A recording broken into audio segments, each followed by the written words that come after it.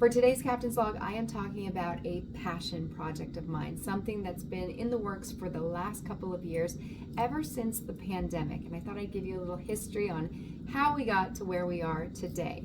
Now let me set the stage. During the pandemic, I was on board Celebrity Edge for 318 days straight. The ship was anchored off of the Bahamas along with other ships that were around us. We started out with 5 to 9 ships, and by the end of the pandemic, when we were about to enter service, we had about 35 ships sitting at anchor around us. They didn't have any guests on board. We had a crew of 1,350 to begin with, and then we went down to a crew of 112 for the majority of the time that we were in lockdown. I saw a message on social media that said, "Isn't it sad that you look out and see these empty ships around you?"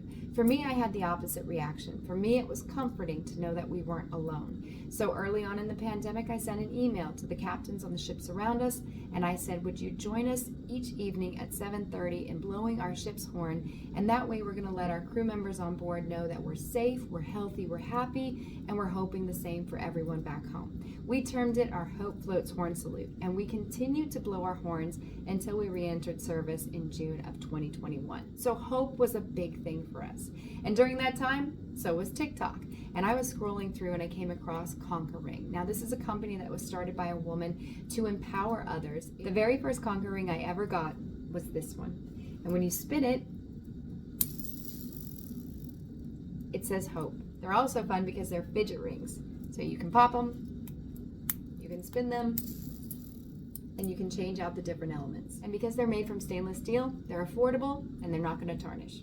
I've been giving this empowering gift to my bridge team for years now, so when the opportunity presented itself to work with CONQUERing to make my own collection, you know I jumped on it. So these are the pieces that we designed and the idea behind them. The first one is the compass rose. It helps you find direction. It also signifies independence and your willingness to push yourself outside your comfort zone. The anchor to keep you grounded, and they also look like the buttons on my uniform. Now this is just a prototype because we changed the abalone shell to 2 different stones, but the world represents the world at your fingertips, and anything's possible as long as you're willing to put in the hard work.